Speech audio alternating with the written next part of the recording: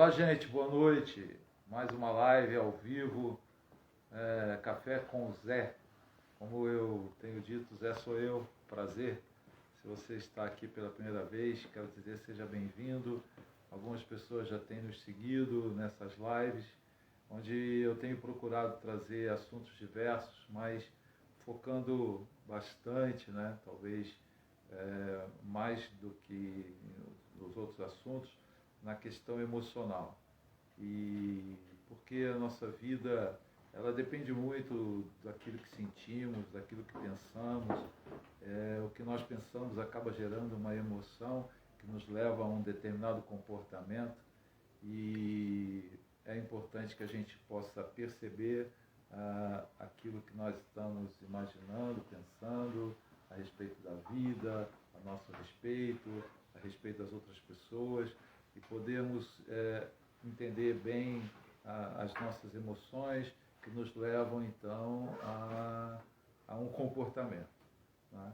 E o trabalho que eu tenho seguido terapeuticamente, profissionalmente, é aquilo que a gente chama de terapia sistêmica familiar.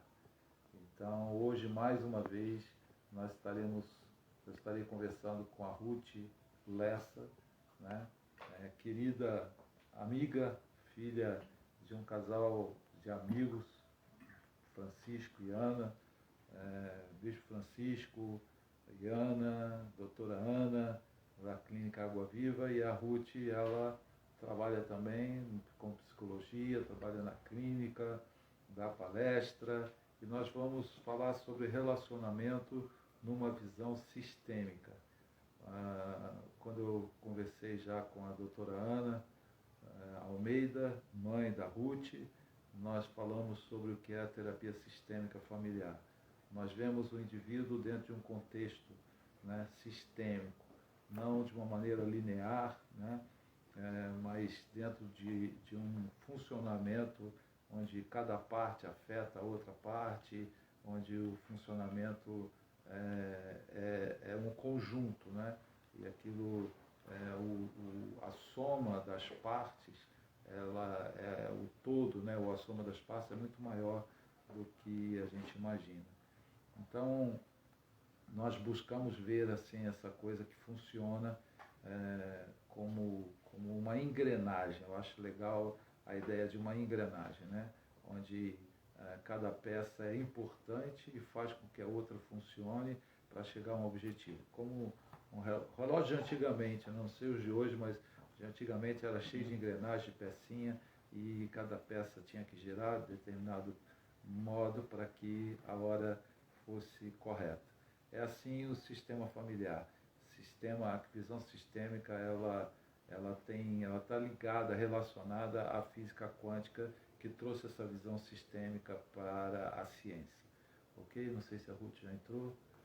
Então, Ruth Lessa.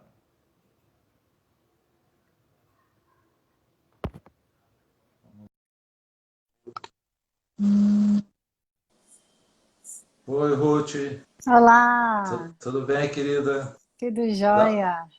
da outra vez a Ruth disse que ela ficou Ah, pensando, querendo me chamar de tio, né? Então, não tem é problema não. difícil, a gente se acostuma, né? Não tem problema não, pode chamar de tio, né? De tio, de avô.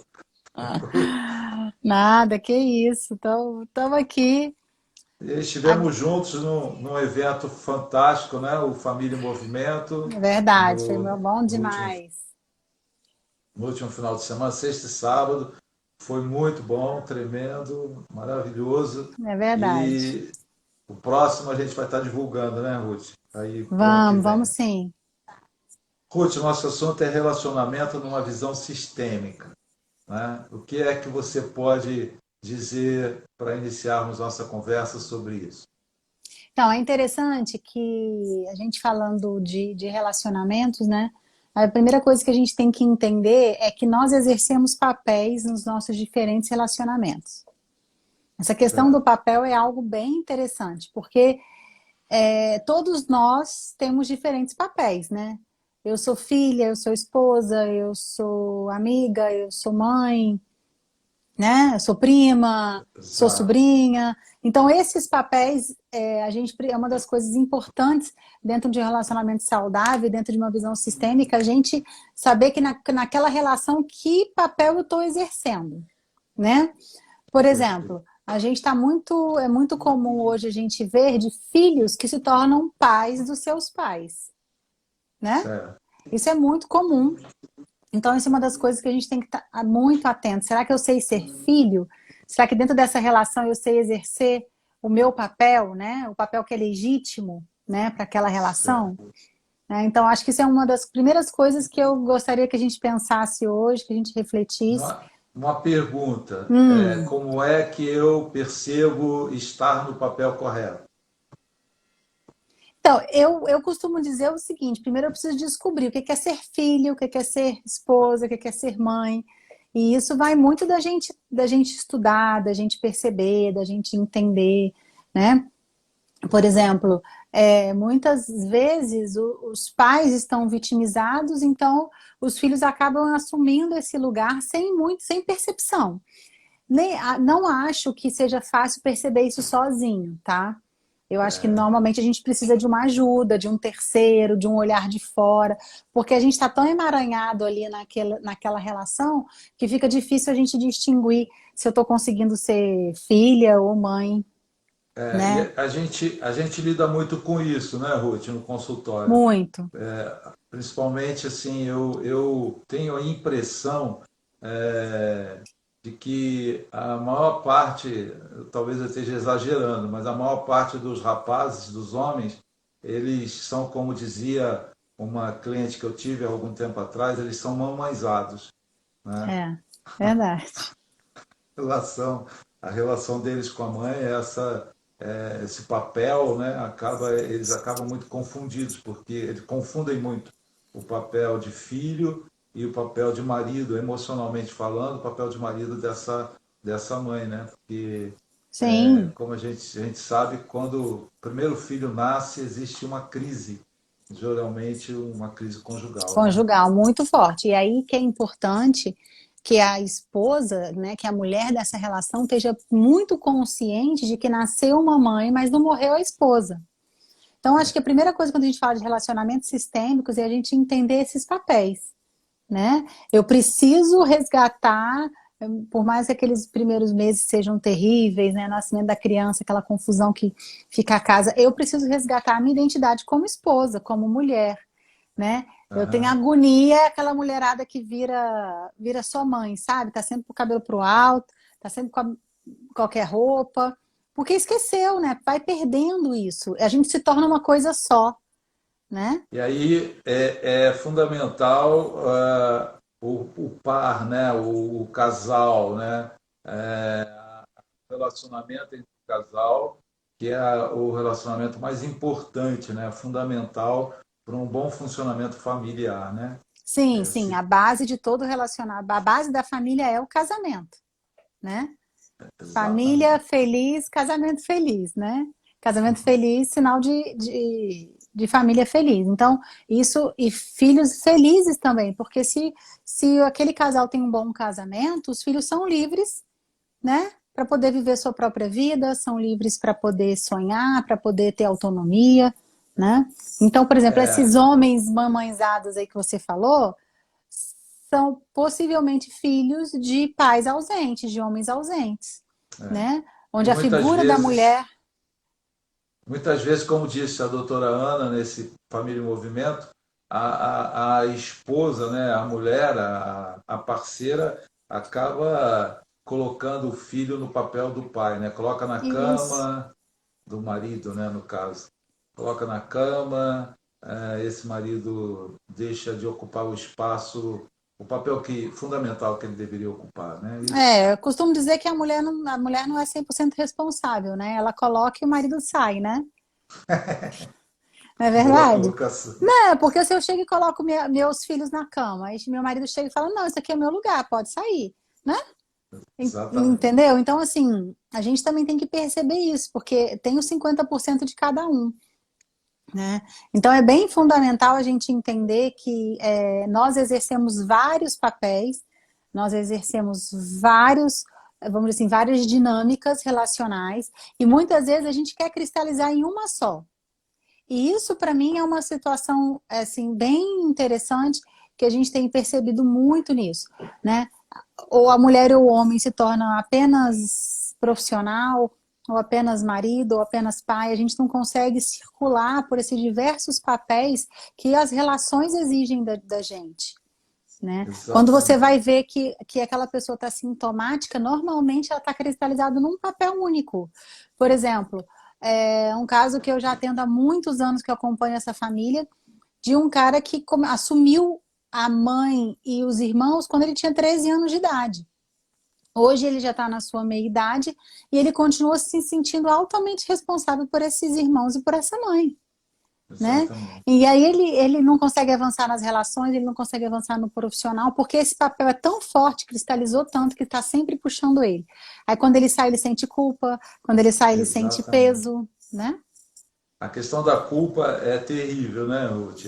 A pessoa fica paralisada, como você disse, cristalizada num determinado papel e não consegue deslanchar, não consegue alcançar resultados financeiros. Eu atendi um senhor, ele, não vou abrir muita história, mas para você poder ter mais tempo, inclusive, mas ele teve várias oportunidades na vida dele, mas a culpa o impediu, né, de Uhum. aproveitar essas oportunidades e até recentemente, diante de uma oportunidade no trabalho, ele estava propenso a não aceitar, né?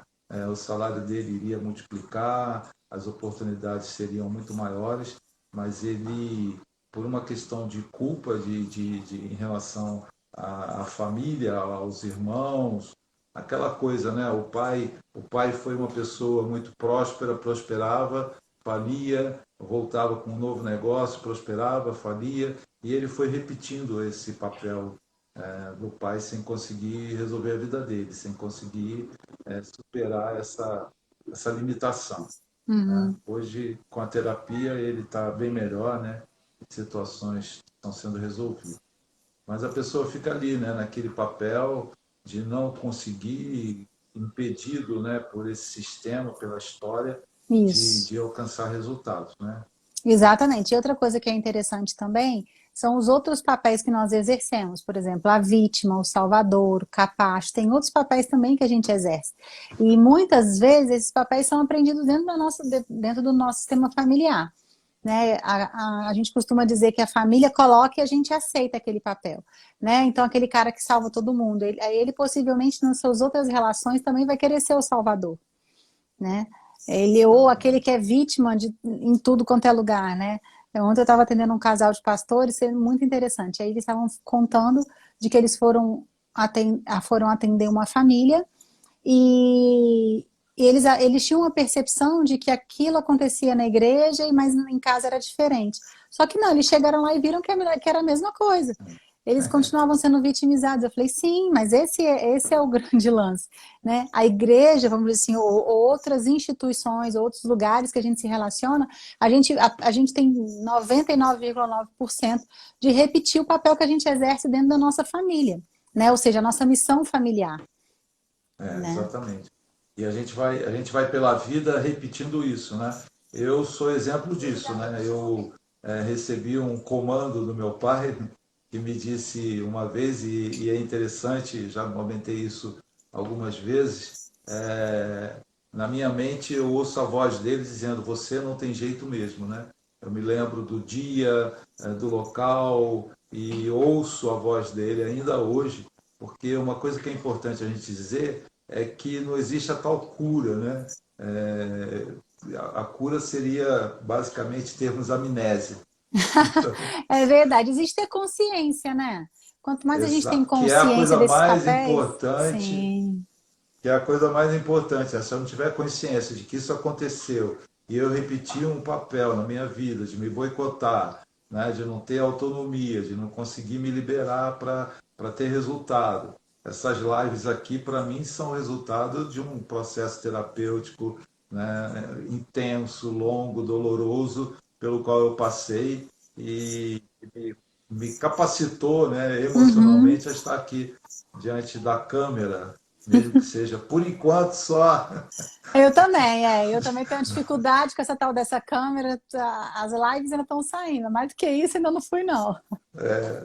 Mas Mas é um vamos, né, desafio, Ruth? vamos lá, vamos Ó, crescer. nós temos um projeto, já como deixar aqui público, nós temos um projeto de curso, Ruth e eu, e nós vamos fazer isso funcionar. Né? Eu Vamos embora. quase que eu falei em nome de Jesus, mas nós vamos fazer funcionar. Mas é Vamos. importante, voltando ao assunto, a gente acaba exercendo um papel, né? Eu ouvia, inclusive, sua mãe dizer, Zé Mauro, coitado, tem tanto potencial, mas, né, não conseguia desenvolver, porque eu estava ali preso àquela voz do meu pai que dizia, não só disse uma vez, mas dizia por atitudes, outras vezes, palavras, né, que eu não iria conseguir, que eu não tinha jeito mesmo. É. Então, Então a esse gente processo vai. de consciência, ele é fundamental, porque se eu É, tenho consciência do papel que eu exerci na minha família, eu vou ficar muito mais atento para que eu não possa repetir, se esse papel for danoso, eu não possa repetir. Por exemplo, eu sempre gostei de cuidar demais, de salvar demais. Né? Todo mundo, não é à toa, né? Pastora, psicóloga, né? Tudo é, que tem para ajudar o povo, a gente vai fazendo. Então, não é que eu deixei de ajudar as pessoas por eu ser salvadora, mas quando a gente tem consciência, a gente começa a colocar na balança até onde eu posso ir. Hoje eu é o vou com muito limite, mais né? limite, exatamente. Hoje eu vou com muito mais limite, hoje eu vou com muito mais consciência. Hoje eu vou até onde eu acho que eu tenho que ir, entendeu? Tem algumas pessoas que eu falo, não, querido, já fui, chega. Né? Às vezes tem pessoa que quer mais, que quer grudar em você igual carrapicho, e eu já sei hoje tirar e falar, não, você vai andar com suas próprias pernas. Né? Mas antigamente não, antigamente eu ficava carregando, sofrendo. Então essa questão da consciência é muito importante, porque eu começo a colocar na balança o que, que é bom para mim e o que, que não é. O que, que me faz bem e o que não me faz bem dentro desses relacionamentos. Né? Então, por isso que eu gosto muito dessa visão sistêmica sobre os relacionamentos, que leva a gente a crer sobre essa questão realmente do papel e do lugar que eu tô nesse contexto Ótimo. todo, né? Perfeito. Quer dizer, quanto mais consciência eu tenho, mais saudável eu vou ser, né? Desde que essa consciência me leve a um processo emocional, Isso. terapêutico, em alguma medida, né, Ruth? Seja procurando um Sim. profissional, sozinho, a minha impressão, minha opinião é que sozinho é quase impossível nós avançarmos Uhum. emocionalmente, né?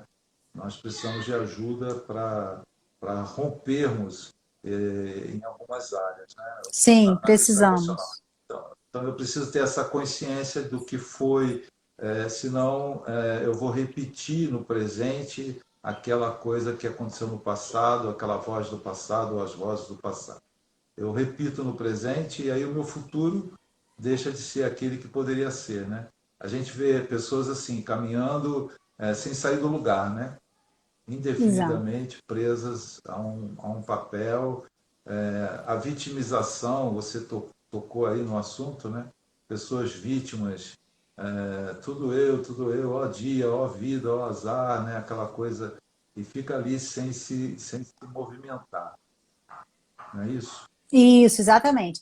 Essa questão da vitimização, né? Existem alguns estudos que falam sobre esses três papéis, né, que nós exercemos nas relações: a vítima, o salvador e o capacho. Então, essa vitimização, ela é muito interessante porque a gente muitas vezes não percebe que a gente fica se lamentando, né? Que a gente fica ali, vamos dizer assim, lambendo aquelas feridas e querendo que alguém faça alguma coisa por nós. E uma das coisas que a gente mais ensina no consultório, e a gente tem tentado fazer isso com as lives também, é ensinar que ninguém pode fazer nada por ninguém. Né? Eu sou responsável por mim, mas ninguém. Eu preciso me responsabilizar pelo que eu sinto, pelo que eu faço, pelo que eu falo. Mas muitas vezes a gente fica tentando encontrar um responsável pelas nossas dores, um responsável pelas nossas dificuldades, né? É muito mais fácil responsabilizar alguém do que assumir a responsabilidade por alguma coisa que eu preciso fazer, né?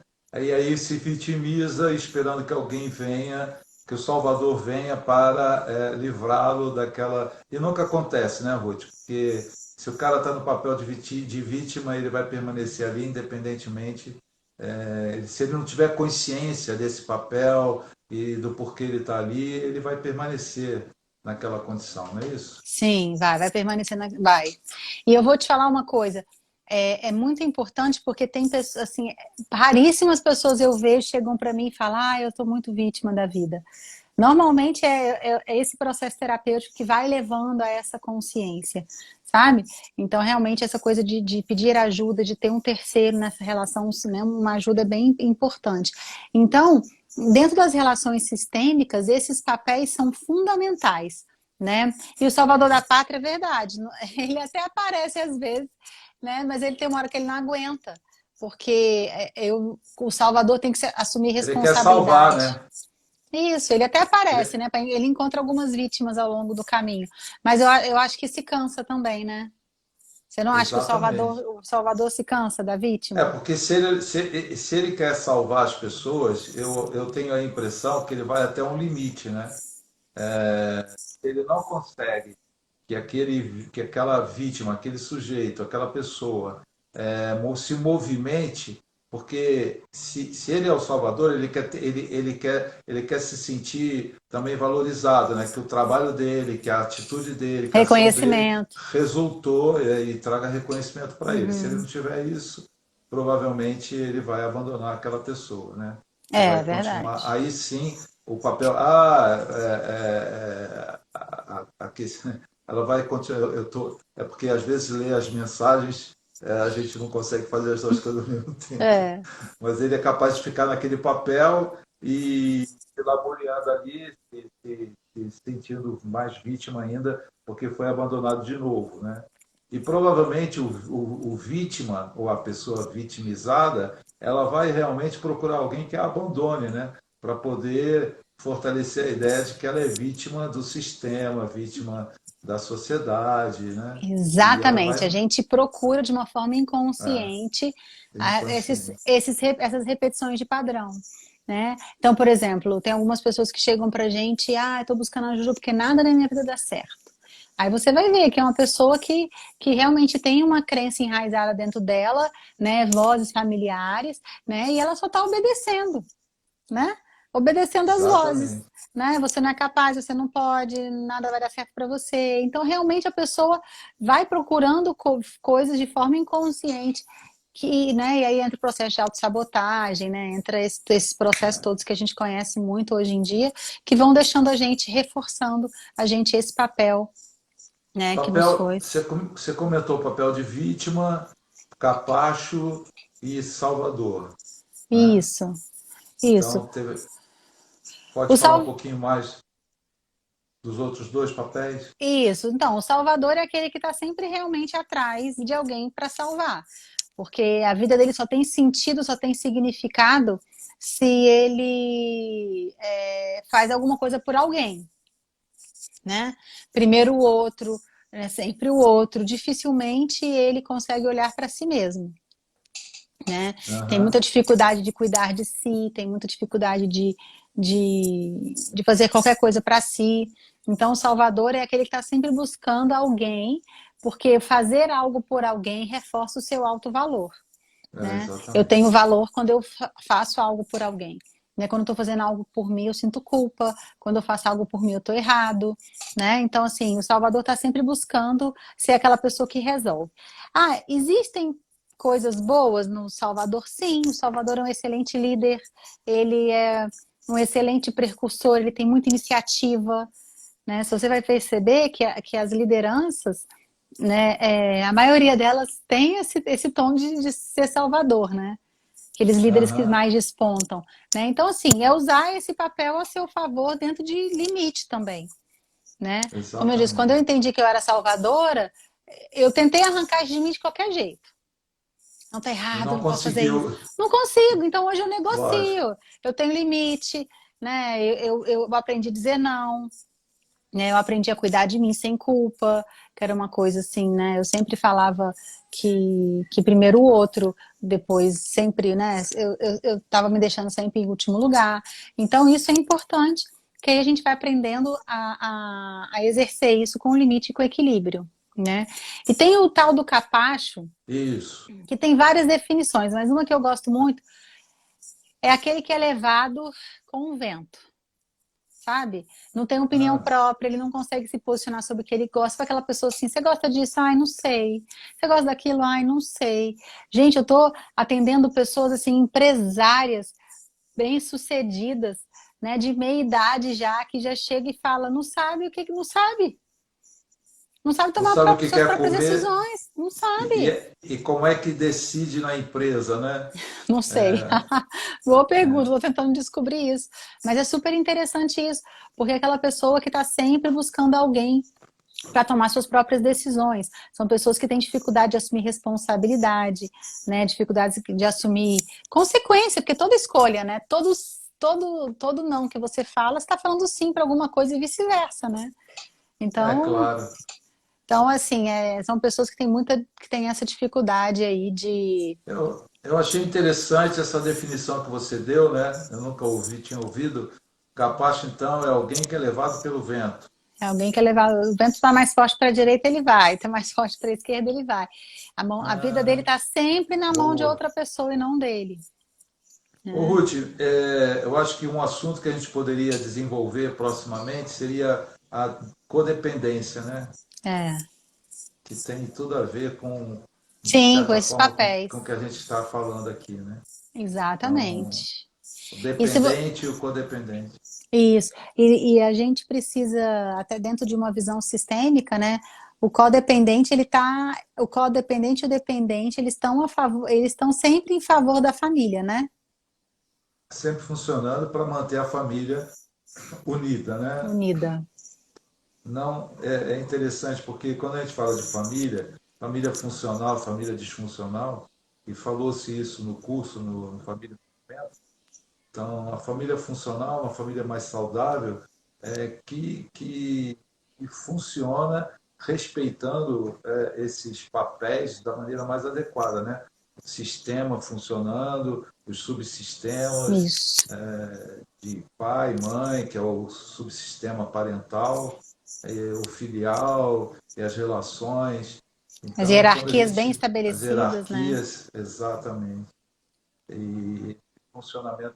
A família saudável não é uma família perfeita, né? Não, não, Então, não existe, né? ai, que alívio, viu? Puxa vida. Não Ô, Ruth, existe, não existe a família perfeita. Agora, eu acho que a consciência sobre os relacionamentos torna a família algo mais leve, mais fácil de negociar, né? exatamente. Negociar é uma palavra importante dentro desse contexto, né? Sim, Então, eu saber negociar com a minha família, seja a família de origem, seja a família nuclear, a família atual, né?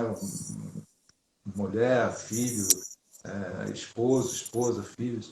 Eu aprendi a negociar e tem alguém aí que disse, ufa, que bom ouvir isso. é verdade. Realmente não existe família perfeita, né? Mas o que a gente precisa buscar é uma família que funcione cada um no seu papel.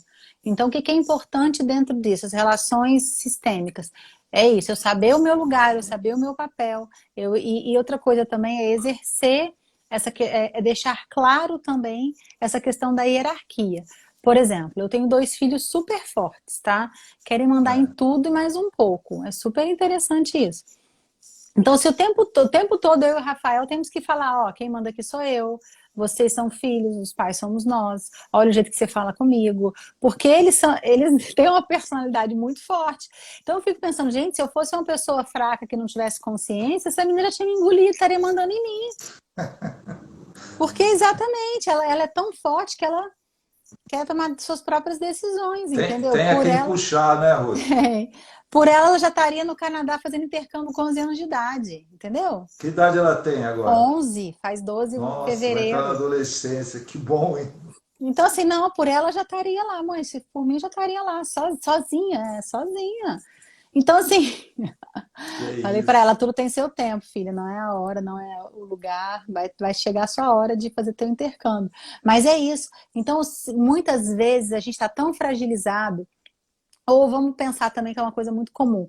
Esse casal aqui está tão preso na sua família de origem que eles não conseguem exercer a sua paternidade, a sua maternidade para baixo, para os seus filhos. É, Porque eles já exatamente. estão lá na sua família de origem presos em alguma questão. Então, isso também é uma coisa que a gente sempre vai se deparar quando a gente vai trabalhar dentro do sistema os relacionamentos. Porque se eu estou ali presa em alguma dor, em alguma história, né? Eu costumo dizer, dois corpos não ocupam o mesmo lugar no espaço. Então, se você está ali preso na sua família de origem, consequentemente, você não tem energia para produzir uma relação saudável na sua família nuclear, Exatamente. né? É, e Eu... eu percebi que as minhas atitudes mudaram muito quando eu chamo de reconciliei com os meus pais, né? Na verdade, quando eu e minha irmã pudemos decidir coisas a respeito deles, que estavam já meu pai e minha mãe com 88, meu pai com 98 anos, né? E a gente pôde resolver algumas questões pessoais e tomar decisões em relação a eles, né? Sem culpa, né?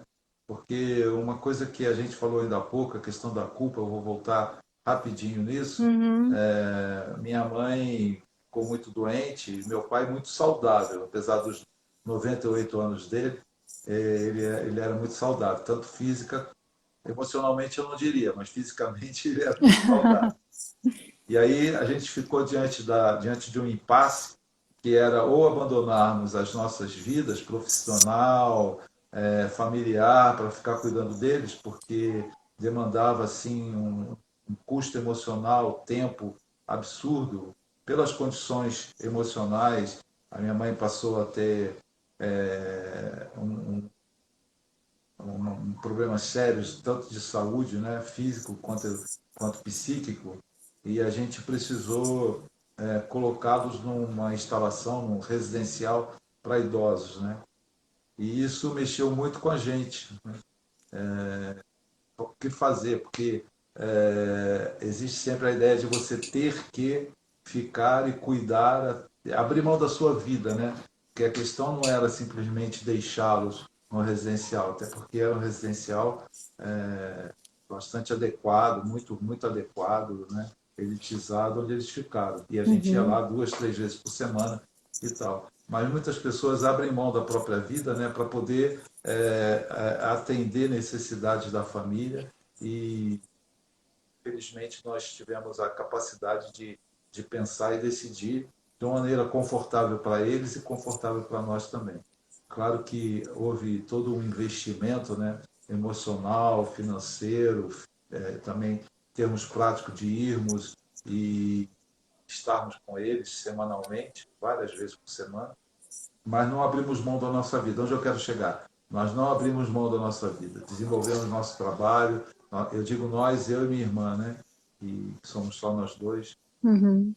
e podemos então desenvolver essa relação com eles de uma maneira emocionalmente saudável, né? Aí Isso. tem um brigando aí, Ruth. Tem, estão lá brigando. Deixa. Daqui a pouco eles se entendem. Mas é interessante isso também, porque na verdade é o seguinte: muitos pais têm essa expectativa. Meus filhos vão cuidar de mim. Exatamente. Só que depende muito disso, né? Eu acho que, na verdade, eu, por exemplo, eu já falo muito sobre isso com o Rafael. Meus filhos não vão cuidar de mim.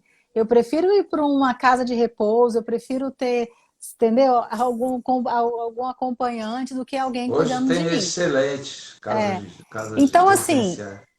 a gente também tem que perceber que as famílias, cada família tem a sua dinâmica, a sua expectativa. Então, por exemplo, a minha mãe até costuma brincar que ela vai ficar numa casinha de. Vai morar vários amigos, assim, um do lado do outro, e vão cada um cuidar de si. Eu acho que eu vou me candidatar Vai, a uma né? das casinhas. Então assim, hoje está muito comum esses centros, né? Nos Estados Unidos também isso é muito comum, tal. Então eu acho que também isso é algo que a gente também precisa pensar, precisa conversar, tá ao longo vamos dizer assim, da entrada na terceira idade dos nossos pais, é algo que precisa ser conversado. Por exemplo, no Família em Movimento, não sei se você lembra, que apareceu uma pergunta, que eu não consigo casar porque eu tô cuidando eu moro com a minha mãe e com a minha avó, e minha avó é muito idosa, e se eu for casar, eu vou deixar de ficar perto dela porque ela já está nos últimos anos de vida dela. Ou seja, que relação é essa que te prende?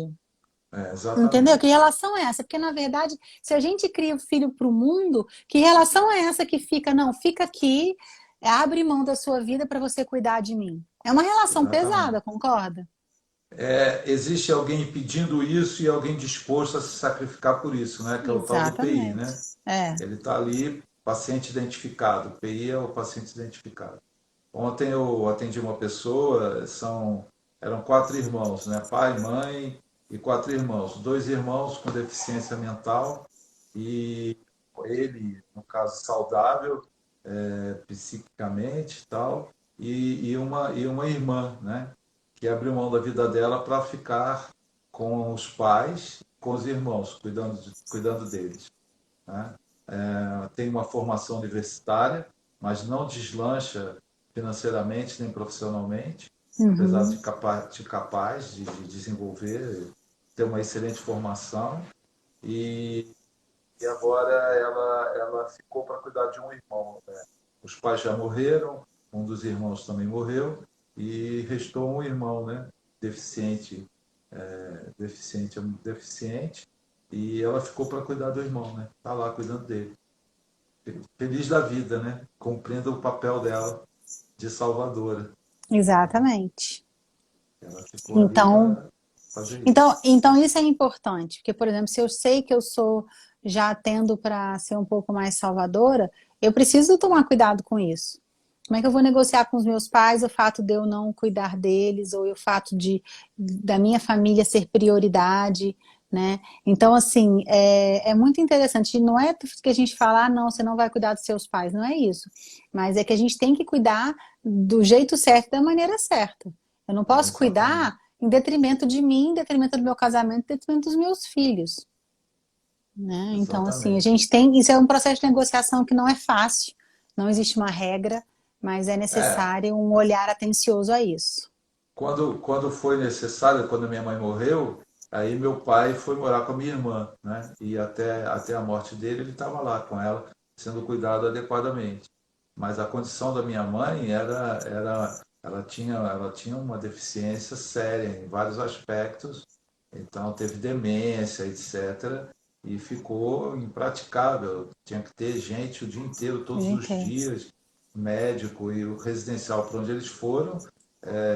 Tinha médico o dia todo, enfermagem em cada andar. Então, eles ficaram com uma situação totalmente adequada, né? Não é abandonar, né? Não é aquela Sim, ideia de, sim. de asilo. Na rua que eu moro tem um asilo municipal. Aí você fica vendo que é quase um depósito, né? Mas não é isso de que a gente está falando aqui, né? Isso, não, exatamente. Exatamente. Então, assim, eu acho que essa coisa, a visão sistêmica traz um olhar mais ampliado, né, para essas relações e nos ajudam nesse processo de negociação. Então, acho que isso é super importante.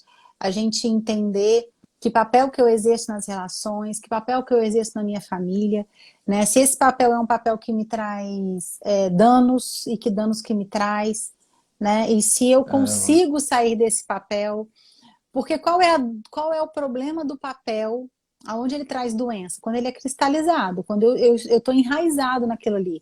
Eu não consigo sair daquilo exatamente. ali. Por exemplo, eu entrar e sair e cuidar dos meus pais, mas eu voltar para minha família, não tem problema. Eu fui lá, dei uma ajuda no que precisava, mas não fiquei. Porque eles não Exatamente. dependem de mim, eles precisaram de mim pontualmente. É a mesma coisa, por exemplo, hoje a Letícia com 11 anos, Daniel com 8, tem coisa que eles conseguem fazer sozinhos, né? E eu preciso deixá-los fazer coisas sozinhos, porque senão eu vou criar crianças também dependentes de mim, Que né? é a tal da palavrinha mágica, eu chamo de palavrinha mágica, né? Que é a autonomia. Então, a gente ter a tá dando aí um probleminha. É aqui, né? É lá? Então, eu chamo de palavrinha mágica autonomia. A Oi. pessoa.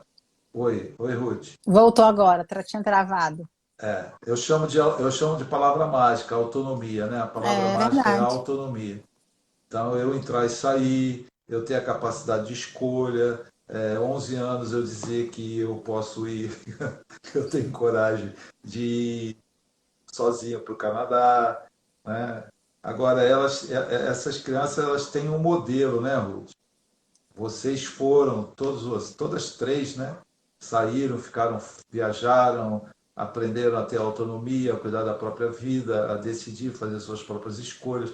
Da outra vez que a gente fez uma live, você contou aquele lance da sua mãe, né? Quando você voltou da lua de mel, né? E você encontrou, você achou que encontrou a casa arrumadinha, já pronta para entrar e estavam as caixas todas lá para você arrumar, né? É. Esses dias eu estava lembrando, o Ian, meu neto, tem 1 ano e 6, 7 meses, né? E aí a Ana Letícia colocou no Instagram. Agora já resolveu que ele mesmo escolhe os sapatos dele. Estava ele todo arrumadinho com uma pantufa amarela. Não teve jeito, teve que sair com ele de pantufa, que foi o que ele escolheu, né? Então É, a gente já está dando sinais de que ele quer escolher, né? está escolhendo o que ele Tá escolhendo. quer. Então, isso é um processo importante também dentro das relações para que você possa ajudar seus filhos a criar autonomia. Então, por exemplo, determinada idade, nessa idade dele, o que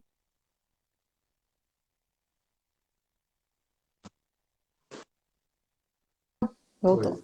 voltou agora. O que que eu fazia com os meus filhos quando pequenos? Eu colocava três opções em cima da cama e mandava eles escolherem entre as três. Então, não deixava ele É, escolher tudo. Eu tinha ali uma escolha controlada. A partir do momento que eles vão crescendo, a gente vai dando mais autonomia para eles escolherem. Entendeu? Então, assim, é uma escolha consciente que vai gerando na criança já uma autonomia, porque é importante demais isso, essa questão da escolha, dentro até das relações. Porque se eu não ensino e não dou liberdade para o outro para ter escolha, que ele era o vai que você comer. estava falando do capacho, né? É, ele vai começar a ficar 100% dependente de mim. Então ele precisa de mim para tudo, até para escolher, né? O que Então você isso vai é comer hoje? Ah, qualquer coisa. O que você quer ir? Qualquer lugar, onde você quiser. exatamente. Né? E aí deixa de ter essa capacidade de decisão, né? Que é fundamental na nossa vida. E decisões adequadas, né? Decisões saudáveis. E aí, para isso, a criança vai ter que ir aprendendo gradativamente. Eu toquei no assunto porque você falou que as crianças aí, elas têm limites, mas são respeitadas e precisam desenvolver algumas atividades, né? Como é que está o lance da pandemia e escola, Ruth? Então, eles voltaram para a escola agora, né? Ah, é? Confesso que eu fui meio com o coração assim apertado, mas a pediatra e o pai achavam que fui voto vencido. Mas eles estão indo bem, foi muito bom para eles. Diminuiu o nível de ansiedade deles, né? Isso é uma das coisas também que a gente tem que prestar muita atenção, porque que a pediatra falava para mim, seus filhos estão enjaulados, né? Leões enjaulados, então isso é importante. Então, aqui as escolas já voltaram no Rio e a Letícia está em sistema de revezamento, uma semana online, uma semana presencial, e o Daniel já está presencial full time. Então, assim, é É, também um recomeço, né? eu Reaprender a vi, voltar para a escola. eu vi o Daniel no sábado, lá no evento, né? No espaço ali do externo, jogando bola. Ele ficou muito tempo jogando bola, tranquilamente, participando com outro garoto. Eu achei interessantíssimo, né? Porque apesar dele ser bem ativo, ele estava ali participando, envolvido, né, no jogo, né? Eu achei interessante. Criança geralmente ela quer ter várias atividades. Ele tem o quê? 9 anos? 8, fez 8 agora esse 8. mês, E estava ali numa boa, jogando, participando, brincando com outro garoto. É, Eram só duas crianças e aproveitando ali aquele momento. E foi é verdade. muito tempo que ele ficou ali jogando e se distraindo com a bola. É verdade. Mas é interessante isso, né? Essa questão da gente ensinar os nossos filhos também a exercer papéis saudáveis nas relações, né? Então, eu ia te perguntar, até fora do nosso script aqui, o que é saúde emocional? O que é saúde emocional? Para mim, hoje, saúde emocional é ter consciência das suas emoções. Quanto mais Ah, consciência eu tenho, além da consciência, saber manejar as emoções. Costumo dizer que a gente não vai ser guiado 100% pelas nossas emoções, né? Logicamente que a gente vai ouvir as nossas emoções, mas a gente vai ser guiado pelas nossas escolhas, pelas nossas decisões, né? Nem tudo na vida você tem vontade de fazer sempre, né? Então, para mim, a saúde emocional está muito ligada a isso, a você ter consciência de que a vida emocional existe, que é importante e que você precisa aprender a ter domínio sobre a sua vida emocional, né? exatamente. Então, para mim, a saúde é isso. E aí você vai aprendendo a dizer não, a se liberar das dores, dos traumas, a lidar com as emoções tóxicas, né? É importante também, dentro de uma questão hoje da saúde emocional, que a gente tem estudado muito, essa questão de você voltar ao seu equilíbrio logo que você passa por um momento de estresse. A gente tem essa consciência de que eu preciso passar por esse momento de estresse, mas já buscar esse equilíbrio novamente, porque esse equilíbrio vai me ajudar a não adoecer, né? Você sabe, assim, do sábado, domingo, eu cheguei domingo de manhã, né? Voltando do Rio, cheguei aqui de manhã cedo ainda. Eu cheguei 10 horas da manhã, enfim, fui para casa, almocei e vim para a igreja. Cheguei aqui 5h15 da tarde. Aí tinha um grupo na porta sem chave, me esperando para entrar. E eu entrei na igreja, subi aqui para minha sala e de repente vi que a porta estava arrombada, né? Aí falei, não, e olhei para dentro do armário ali, os microfones sem fio não estavam lá dentro. Aí meu primeiro pensamento foi, não é possível que esses garotos tenham arrombado a porta para poder pegar o microfone, porque eu não queria acreditar que tinham sido roubados, né? Aí eu olhei para trás, a outra porta arrombada também, eu falei, não. Então, enfim, alguém entrou aqui na igreja, de sábado para domingo, levou todos os nossos aparelhos, Meu todos os instrumentos, Jesus. né? Só levou os instrumentos, o dinheiro que eu tinha aqui num cofrinho na minha sala, num cofrinho, quer dizer, num cofre na minha sala, e os microfones sem fio. Os outros microfones ele deixou, né? E aí eram 5h15 e às 6h30 você tem que entrar no culto, né? Dirigir o culto, orar, pregar, né? E você tem que exercer o papel ali numa boa, né? Tendo resolvido aquela questão, e tinham outras questões que precisavam ser resolvidas naquele domingo, mas na hora ali em que você pisa no púlpito, que eu pisei no púlpito, eu deixei para trás as minhas emoções, né? A raiva, aquelas coisas meio perturbadas do fato de termos sido roubados, né? Meu Deus.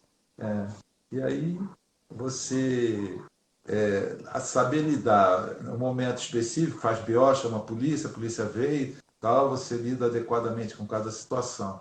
Isso tem a ver com essa capacidade, né, de sairmos de uma situação difícil, traumática, às vezes até, e falarmos, agora chega, eu tenho capacidade, condições de exercer o meu papel adequadamente agora nesse novo horário. Aí de 6h30 às 8h30 foi o papel tal, depois vamos resolver outras questões, e aí você vai tendo a capacidade, né? Aprender, ter consciência, amadurecer e poder lidar com cada situação adequadamente, né? Isso. A gente tem até um exercício no coaching que é bem interessante chamado centramento, que ele ensina você a escolher a emoção quando você muda de papel. Por exemplo, Ah, eu estou legal. trabalhando dentro de casa, né? Então, assim, sai de uma reunião do trabalho super estressante, aí abro a outra porta aqui do lado do meu escritório, meus filhos estão estudando. Estavam, né, na época. Então, assim, eu não podia com aquela mesma emoção ali, aquela agitação, aquele nervosismo, e dar atenção para eles, para ajudá-los com as questões da escola. É respirar fundo e agora eu vou entrar no papel de mãe. né? É Então, no isso seu aí. caso, você teve que ali respirar fundo e falar, bom, agora eu preciso ministrar e o restante eu resolvo depois. Então, existe um exercício bem interessante, que é um exercício fácil de fazer e eu gosto muito de ensinar para as pessoas, porque é muito importante, porque, por exemplo, você não pode chegar com a mesma emoção do seu trabalho e você chegar na sua casa. A mesma emoção de você estar ali cuidando dos seus filhos para depois você ter um momento com o seu marido. Não dá. Por isso que as pessoas ficam bagunçadas. Então é importante. Então é o momento onde a gente para ali por 30 segundos, um minuto, respira fundo, pensa no que você vai fazer agora e escolhe com que emoção eu vou enfrentar aquele momento. Ainda Eu mais nesse dia a tenho, dia corrido que a gente vive, né? imagina. Eu tenho um Então é bem amigo, ele legal. dizia que em toda casa devia ter uma sauna.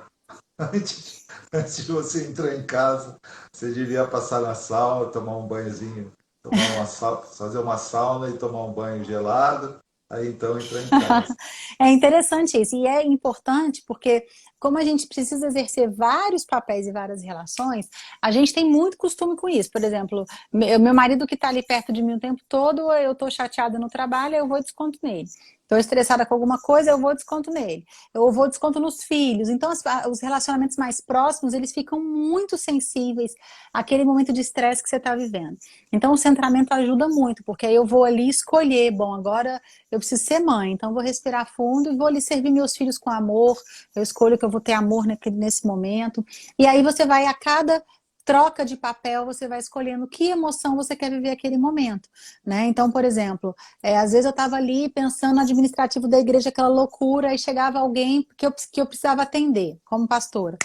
Não dá para eu com a cabeça do administrativo e com a emoção. Então, você tem que É, ir não fazer tem essa jeito. transição. Então, é importante essas transições de papel, sabe? Sabe, você sair de um lugar, né, com aquela emoção e você ir para outro lugar com aquela outra emoção. Então, por isso que eu amo muito a sistêmica, porque ela nos ajuda a enxergar esses diferentes papéis que a gente exerce na nossa vida e nos ensina a negociar com esses diferentes lugares, né? É, E lembrando exatamente. sempre que a doença começa quando eu cristalizo num único papel. E o que a gente está buscando é saúde, né, Ruth? Para a gente ir Isso. terminando aqui, a visão da sistêmica é saúde, é buscar dentro de você a capacidade de ser saudável, né? E levando, ajudando o indivíduo dentro desse sistema ter autonomia, capacidade de escolha, sair do papel de vítima, de capacho, né? E poder exercitar as suas escolhas e alcançar resultados, né? É Uhum. impressionante como os resultados dependem das nossas emoções. É Dos, verdade, é fa- verdade. dos... Querida, eu vou te agradecer mais uma vez. Nada, um Espero, prazer. espero que a gente se encontre, que os nossos projetos se executem, aconteçam. Eu quero muito isso. E muito obrigado por Nada. você ter estado aqui. Tá Um bom? prazer. Um Um beijo. beijo Fica nas com crianças, no Deus. Rafael, na sua mãe, no seu Obrigada. pai, na sua irmã. Tchau, Tchau, beijo. tchau. Beijo. Obrigado, Ruth. Tchau. Bom, gente, é importante a gente buscar a saúde e ocuparmos o nosso papel, né? Nosso papel, aquele papel que a gente escolheu, pelo qual a gente é responsável. Obrigado por você. Na próxima terça-feira estaremos de volta com mais uma live, mais um Café com Zé. E eu aguardo você. Boa noite, obrigado. Até terça-feira.